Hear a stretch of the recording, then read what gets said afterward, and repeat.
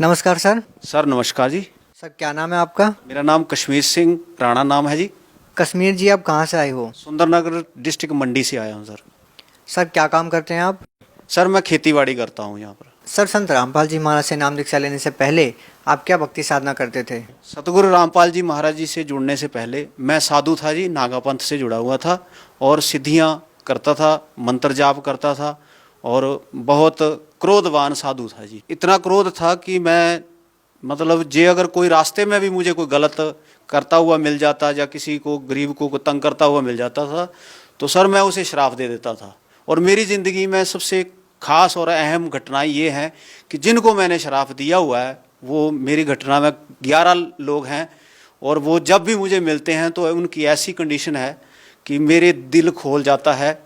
और परमात्मा से यही अरदास है गुरु जी सतगुरु रामपाल जी महाराज जी से कि परमात्मा ये जो कर्म भोग रहे हैं ये मेरे करने से भोग रहे हैं, जब मेरे श्राप देने से भोग रहे हैं कि ये इनकी अपनी करनी है। जैसे फिर मैंने साधु जब मैं बना था तो उसके बाद मैं घर में मंदिर बना हुआ था तो वहाँ पर मैं चौकिया भी देता था। तो लोगों को जैसे प्रश्न डालते हैं वो भी काम करता था। तो चलंगी सदंगी और मदंगी 3 तरह की विद्या थी इस संसार की ये, तो वो मैं काम करता था। तो जिससे लोगों का ज़्यादा से ज़्यादा भला करता था। लेकिन बाद में इस चीज़ का अनुभव हुआ तो मैंने अपनी कमाई ही गवाई है, लेकिन उससे कुछ फ़ायदा नहीं मिला। दुख के सिवा मुझे कुछ नहीं मिला ज़िंदगी में। सर पहले आप नागा पंथ से जुड़े हुए थे, आप 9 साल तक नागा साधु बनकर रहे और उनके द्वारा दी गई भक्ति साधना की। सर इतनी भक्ति करने के बाद, इतनी तपस्या करने के बाद अचानक आपके मन में ऐसा क्या आया कि आप संत रामपाल जी महाराज की शरण में चले गए? सर मैं भागवत गीता खुद भी पढ़ता था, कुरान शरीफ मेरे घर में है, 18 पुराण भी थे और उनको पढ़ता था, लेकिन मुझे उसका मतलब और मीनिंग नहीं समझ आता था। लेकिन एक दिन अचानक टेलीविज़न के आगे बैठा हुआ था तो कुछ थोड़ी सी घटना मैं और भी बताता हूँ आपको कि मैंने साधु पुना छोड़ दिया था 9 साल के बाद। तो मेरे जो देवी देवते थे वो मेरे पीछे पड़ गए। लोगों को प्रेत बाधा होती है, मुझे देवता बाधा हो गई। तो उसमें ऐसा हुआ कि सभी देवताओं को जिसमें से सबसे ज़्यादा श्रेष्ठ मानता था मैं शिव भोलेनाथ जी को और बाबा बालकनाथ जी को। तो उनका मैंने घर में मंदिर बनाया हुआ था। तो वो एक दिन ऐसा हुआ कि वो आपस में सब लड़ गए। 33 करोड़ देवी देवता ऐसे हो गया जैसे महाभारत का युद्ध हो रहा है और लड़ाई हमारी आपस में होती, भगतमती जी के साथ होती और मेरी होती, मेरी घरवाली के साथ मेरी लड़ाई होती। तो उसमें इतना हालात ख़राब हो गए कि बीमार पड़ने लगे, पशु मरने लगे। मैं खेतीबाड़ी का काम करता हूँ, आपको पहले भी बताया। तो कहीं जाने का, किसी तांत्रिक के पास अपना इलाज कराने, किसी ने कहा कि आप खुद अपने सिर के बाल नहीं काट सकते, आपको दूसरे तांत्रिक के पास जाना पड़ेगा। तो वहाँ पर गया तो उन्होंने कहा कि आपको इनके सब के मंदिर बनाने पड़ेंगे। तो भगत जी, ये किसान आदमी अपने पेट का पालन करेगा कि इनके मंदिर बनाता रहेगा? तो उससे थोड़ा सा मन हट गया, ठेस लगी। कुदरती परमात्मा ने मुझे खींचना था, सतगुरु रामपाल जी महाराज जी ने। तो रात को कहीं अचानक टेलीविज़न के सामने बैठा हुआ था तो रिमोट से जैसे अचानक साधना चैनल लग गया। तो उसमें सतगुरु रामपाल जी तक का प्रोग्राम चल रहा था, सत्संग चल रहा था। तो सुनते सुनते मैंने भागवत गीता और ज़्यादातर उस दिन उन्होंने देवी भागवत पुराण के बारे में बता रहे थे। तो मैंने उसको जब मिलान किया तो मेरे कलेजे के चिथड़े उड़ गए भी ये ज्ञान कहाँ से आ गया। और उसको सुनते सुनते ऐसी गंदी आत्मा भी था कि सत्संग भी सुनता था लेकिन हाथ में बीड़ी थी और यही स्मोकिंग करता था। और 1 साल तक मैंने सत्संग उनका सुना। सत्संग सुनने के बाद फिर मुझे ललत होगी कि मैं अब इस रास्ते पर मुझे जाना पड़ेगा और ये कुछ नया ज्ञान है और कुछ नया अनुभव भी था। तो भगत जी मैंने किसी भगत को ढूंढने की कोशिश की, क्योंकि अकेला था, गांव में मेरे साथ और कोई नज़दीक भगत नहीं है। तो उससे फिर मैंने किसी भगत के साथ संपर्क किया। तो उनके साथ हमारे गोहर जी के, गोहर साइड पड़ती है डिस्ट्रिक्ट मंडी में, वहाँ के भगत हैं हेमराज जी, उनके फ़ोन किया और उनके साथ फिर बरवाड़ा आश्रम में मैंने नामदान लिया। तो गुरु जी का आशीर्वाद भी मिला और भक्ति मिली और वो ही मेरे लिए बड़ा ख़ास दिन था। 14 अगस्त 2014 को मैंने सतगुरु रामपाल जी महाराज के शरण में ग्रहण की थी। सर जैसे कि पहले खुद आप एक साधु थे, नागा पंथ से जुड़े हुए थे और उनके द्वारा दी गई भक्ति आप कर रहे थे और 9 साल तक आपने बड़ी तपस्या की, खूब साधना की। संत रामपाल जी महाराज के प्रवचन सुने। तो सर आपको संत रामपाल जी महाराज के प्रवचनों में, सत्संगों में ऐसा क्या लगा कि आपने एकदम इतने साल से करते आ रहे साधना को छोड़कर संत रामपाल जी महाराज की शरण में आ गए? आपको ऐसी उनकी कौन सी बात अच्छी लगी? सर भागवत गीता जो हम पढ़ते थे सतगुरु रामपाल जी महाराज जी के सत्संग सुनने के बाद, जिस वक्त हमने भागवत गीता हम पढ़ते थे, 15वें अध्याय का पहला श्लोक पढ़ते थे, पीपल का वृक्ष, ये संसार एक पीपल का वृक्ष है, लेकिन पढ़ते तो जरूर थे लेकिन करते नहीं थे। सर उसके बारे में हमें नॉलेज ही नहीं आती थी, क्योंकि गुरु के बिना ज्ञान नहीं होता था। जो गुरु हमने पहले बनाए थे वो चेला चलंगी करते थे, उसमें आप सभी जानते हैं कि इसमें तांत्रिक तमोगुनी काम चलते हैं, तो वो मैं करता नहीं था। काम शुद्धि था, जो भी था वे जैसा भी था परमात्मा ने अपनी तरफ खींचना था। तो तड़फ तो भक्ति की थी, भगवान की थी, लेकिन मालिक के साथ जुड़े, अच्छा ज्ञान लगा तो इसलिए हम परमात्मा के साथ जुड़ गए। सर गीता का ज्ञान तो बहुत सारे धर्मगुरु देते हैं, आपको संत रामपाल जी महाराज के ज्ञान में ऐसी क्या भिन्नता नजर आई?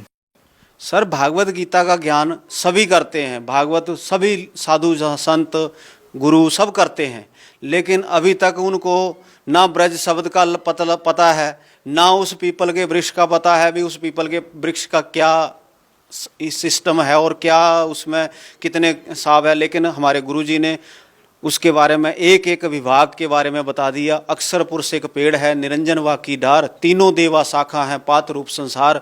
तो यही पूर्ण गुरु थे और इन्होंने हमें पूरा ज्ञान हमें दिया। आखिर सर आप कहना क्या चाहते हैं? हिंदुस्तान में बहुत सारे गुरु हैं, धर्मगुरु हैं, संत हैं, क्या उनको किसी को ज्ञान नहीं? क्या संत रामपाल जी महाराज को ही सदग्रंथों का ज्ञान है? सर ज्ञान जितना उनके ज्ञान, ये मैं किसी को भी नहीं कह सकता कि, क्योंकि इतना मेरे में समर्थ नहीं किसी को गलत कहना, लेकिन उनको ज्ञान ऐसा था, पढ़े जरूर हैं लेकिन कड़े नहीं हैं। सर संत रामपाल जी महाराज तो साफ साफ मना करते हैं कि मेरे अलावा किसी के पास ऐसा ज्ञान नहीं है। सर ज्ञान ऐसा है, उनके पास जो ज्ञान है लेकिन पढ़ाई की है, लेकिन उनको असली ज्ञान का पता नहीं है। हमारे गुरुजी ने जैसे एक दही में से मक्खन निकाल दिया है, वो ज्ञान हमारे गुरुजी ने एक नया ज्ञान जो है सामने लाए हैं। सर मैं आपसे ये पूछना चाहता हूँ कि संत रामपाल जी महाराज के शरण में जाने के बाद आपको क्या लाभ मिले? सर मुझे सबसे पहला तो ये है कि ये जो देवता का महाभारत युद्ध होता था उससे निजात मिल गई। मैंने उनको जैसे भी नामदान लिया और जल प्रवाहित कर दिया गुरुजी की आज्ञा से। और सबसे मेन और सबसे खास मुझे जो फायदा हुआ वो मेरी भगतमती जी को जीवन दान दिया गुरुजी ने। ये सबसे अहम मेरे लिए बहुत बड़ी खास। क्या घटना हुई थी, वो कैसे हुआ? मैं खेत में टमाटर लगा रहे थे, टमाटर लगाते वक्त मेरी भगतमती और मैं दोनों ही हिमाचल में रहते हैं। भगत जी एक बात और भी बताता हूँ कि मैं होशियारपुर में, मेरे बच्चे वहाँ पर पढ़ते हैं, पिताजी एयरफोर्स की नौकरी करते थे, वहाँ भी थोड़ी बहुत ज़मीन है, दुकान करते हैं, तो इसलिए थोड़ा सा यहाँ पर हिमाचल में भी हमारे दादाजी की पुरानी ज़मीन पड़ी हुई थी, तो मैं यहाँ पर काम करने के लिए पंजाब से यहाँ आ गया। तो कुछ समय के बाद ऐसा हुआ कि मैंने खेती बाड़ी में टमाटर लगाए हुए थे, तो टमाटर के डंडे गाड़ रहा था, गाड़ते गाड़ते भगतमती जी को सूखी उल्टी आई और भगतमती खत्म हो गई। उसका एक छोटा सा उदाहरण मैं पहले देता हूँ कि मैंने आपको पहले बोला कि मैं चौकियाँ देता था, प्रश्न डालता था। तो जिस वक्त मेरी आज से कोई 14 साल पहले अपनी भगतमती के साथ मेरी शादी हुई थी, तो मैंने भगतमती को शादी से दूसरे तीसरे दिन उसको प्रश्न कर दिया था कि आपकी मौत जो है 33 से 34 साल की उम्र में आप ख़त्म हो जाओगे, आपकी आयु ही इतनी है। लेकिन मैं उस भविष्यवाणी मैंने की थी, तो इसलिए उस भविष्यवाणी के कारण मुझे उस वक्त झटका लगा कि जिस वक्त वो बिल्कुल डेड, उसकी श्वास नाली खत्म, श्वास नहीं चल रहा था और रंग बिल्कुल पीला हो गया। और कुदरती ऐसी बात थी कि उस दिन बारिश का मौसम था, हिमाचल की बात है, आप सब लोग जानते हैं कि अगर 2-3 घंटे अगर बारिश पड़ जाए तो पहाड़ी इलाके में धुंध पड़ जाती है ठंड के कारण, टेम्परेचर डाउन होने के कारण।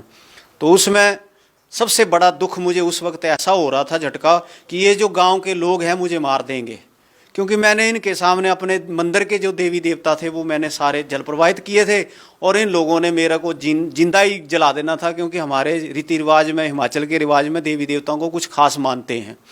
तो उस खास वजह से मुझे रोना आ गया। लेकिन उससे पहले ऐसा था कि मैं गुरु जी के, परमात्मा जी से, संत गुरु रामपाल जी महाराज जी से मैं जुड़ चुका था। तो मैंने आपका लास्ट नंबर जो साधना चैनल में प्रोग्राम आता है गुरुजी का, उसमें 41 नंबर लास्ट है, उसमें मैंने फ़ोन किया, तो आगे से भगत जी को मैंने मेरा तो रोना निकल रहा था, भगत जी बता नहीं सकता। लेकिन मैंने प्रार्थना लगाई कि गुरुजी ऐसा ऐसा हो गया है, तो उन्होंने, भगत जी ने मेरी प्रार्थना जो गुरुजी तक पहुंचाई। तो गुरुजी ने दोबारा उसी आधे घंटे के बाद फिर दोबारा मुझे उसी फ़ोन नंबर पर फ़ोन आया कि बेटा इसकी आयु इतनी ही थी और अब मैं इसको आयु दे रहा हूँ और इसको भक्ति के लिए उम्र दे रहा हूँ। तो इससे 3 घंटे के बाद मेरी भगतमती को मैंने घर में गया, गुरुजी ने बोला आप माला जाप करो। मैंने माला जाप की और घर में गुरुजी का दिया हुआ एक अमृत की शीशी हमें दी जाती है आश्रम में, वो अमृत ले आकर मैंने अपनी भगतमती जी के मुंह में डाल दिया। तो 3 घंटे के बाद उसको होश आ गई। ये सबसे मेरी खास और ऐसी घटना है जिस घटना को देखकर मैं आज मर सकता हूँ लेकिन झुक नहीं सकता, और गुरु महाराज परमात्मा बंदी छोड़ सतगुरु रामपाल जी को कभी नहीं छोड़ सकता। और क्या लाभ मिले सर आपको?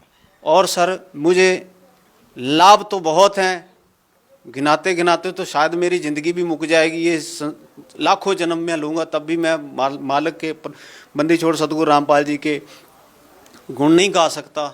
लेकिन एक छोटा सा अनुभव और बताता हूँ, क्योंकि पहाड़ी सोच भी है, कुछ पंजाबी सोच भी है।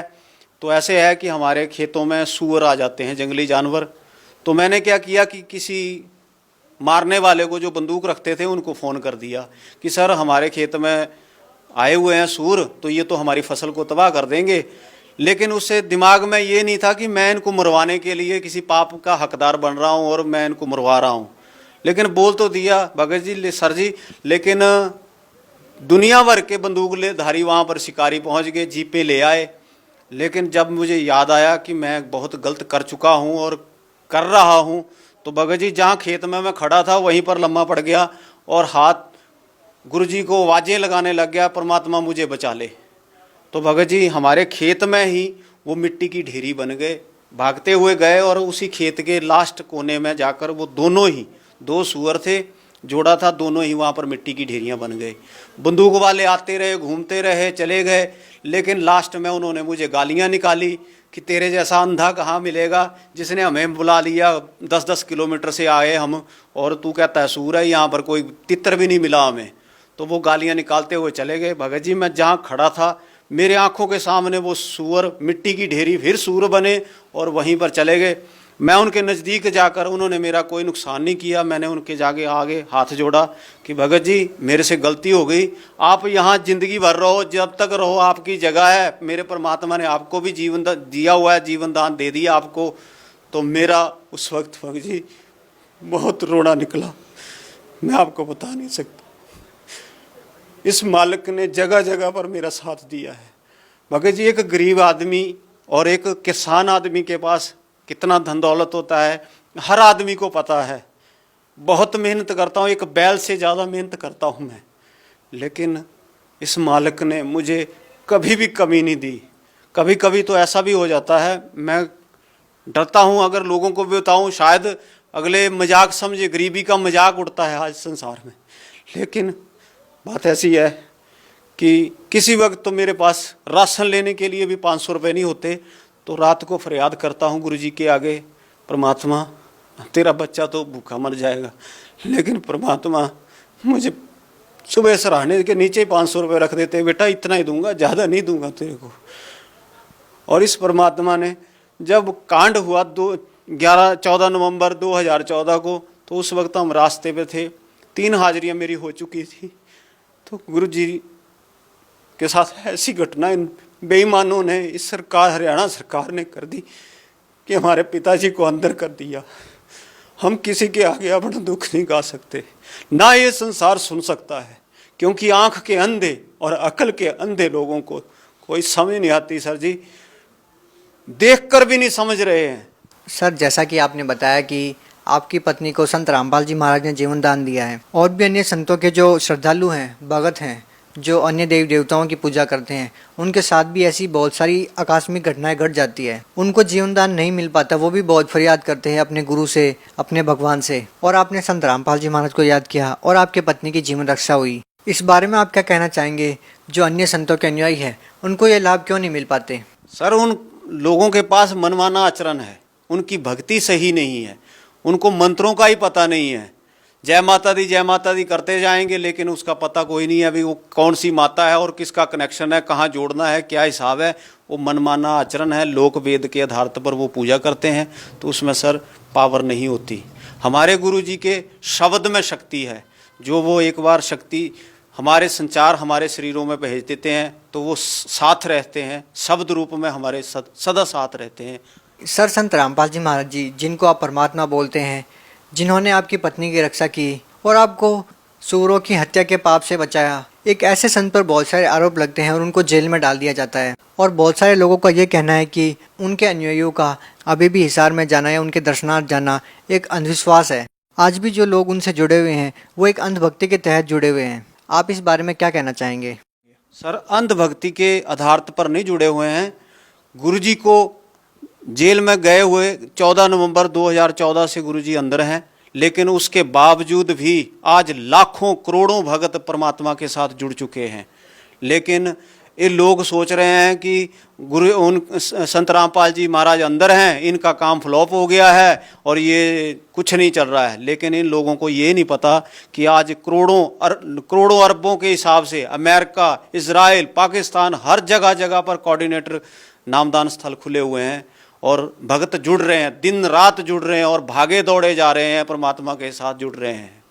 सर, जो श्रद्धालु संत रामपाल जी महाराज से आज जुड़ना चाहते हैं उनके लिए क्या व्यवस्था की गई है?